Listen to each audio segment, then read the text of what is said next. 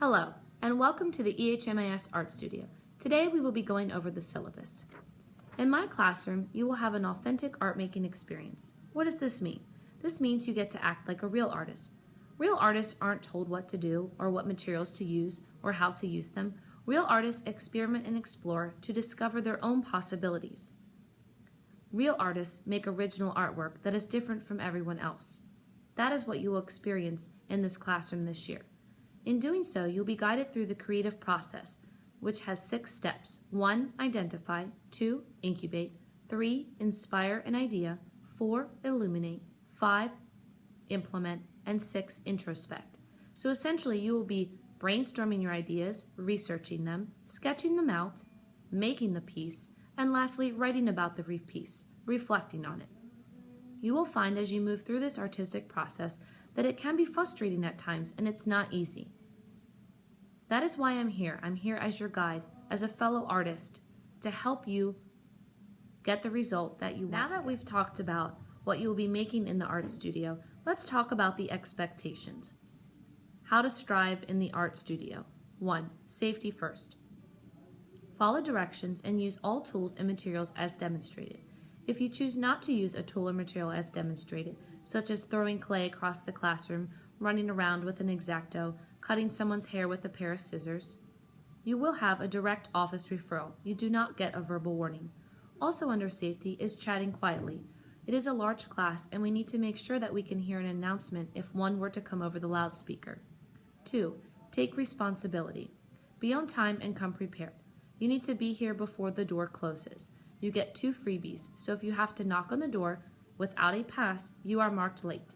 After 2 lates, you will be written up with an EHMIS behavior form. Coming prepared means bringing your pencil and laptop every day to class. You also want to make sure that you bring any sketches or worksheets that you took home to work on overnight. Owning your actions and leave your workspace clean and organized is also under responsibility. You need to make sure that you clean up all the materials and tools that you used. That includes the table, the stool, and the area around your table and stool. 3. Respectful behavior. Treat everything like you would want it to be treated. That includes humans, supplies, and artwork. Listen attentively, one speaker at a time. 4. Including everyone. Contribute positively. There's no place in this classroom for foul language. That includes shut up. If that's the type of language you like to use, please keep it outside of the door. Share your knowledge and skills. If you find that you're excelling in something and the person next to you is struggling, please share with them how you accomplished what you're accomplishing. This is a great way to earn a Strive card. 5. Value opportunities. Take risks, experiment, and explore. I'd rather you try something new than not try it at all. Use your technology wisely. You should only be using your technology for 2 reasons. 1 is listening to music, and 2 is researching or referencing an image for your artwork. If you're not using your technology for one of those 2 reasons, it will be confiscated and taken down to the office for a parent to pick up at the end of the day. Be original, be weird, and get funky. Your work should be your own. You should not be plagiarizing or stealing someone else's idea.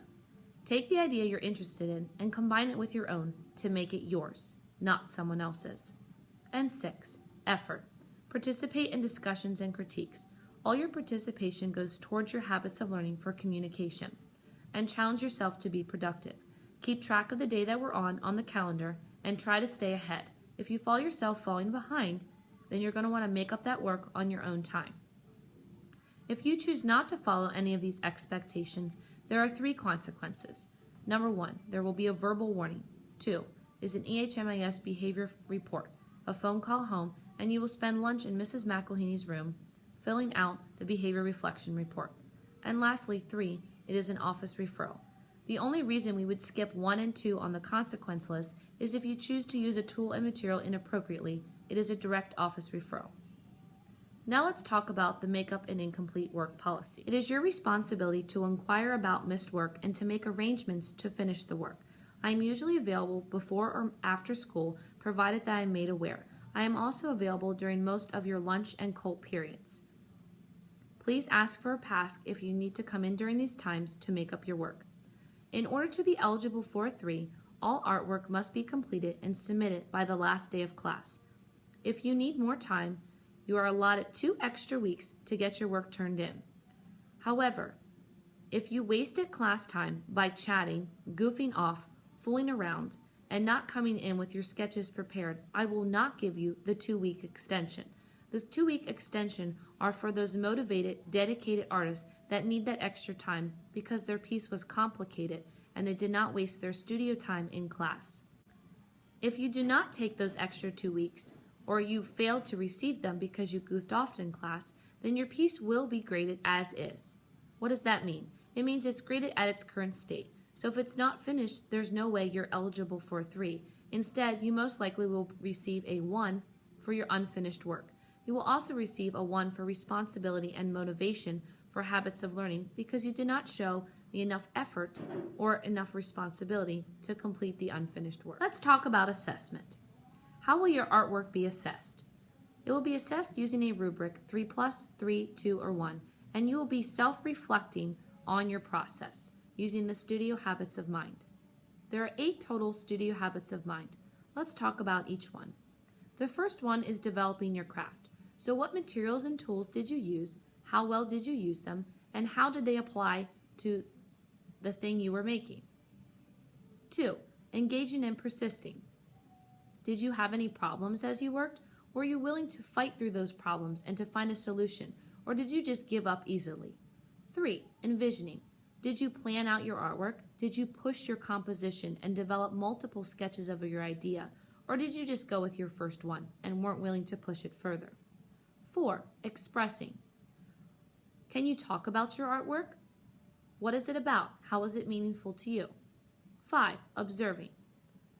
Are you learning to look more closely and see things that otherwise may not be seen? Or are you just skimming the surface? 6, reflecting. Can you talk about your artwork? Can you see the flaws in it? Can you see the successes in it? What about others? Are you able to give a critique to a peer, to tell them what's working and what's not working? 7, stretching and exploring. Are you willing to take your idea to the next level, or do you just take the easy way out? And 8, understanding art worlds. Are you doing your research? Are you looking at what other artists came before you? Not only are you assessed on your artistic process, but you are also assessed on your behavior in the art studio. We call this habits of learning. There are 4 categories that you are assessed on daily: cooperation, communication, responsibility, and motivation. Let's talk about what each of these habits of learning look like and what you should be doing each day to receive a 3 or a 3+. Motivation. I am motivated to think creatively and problem solve. I use my studio time wisely to complete my work.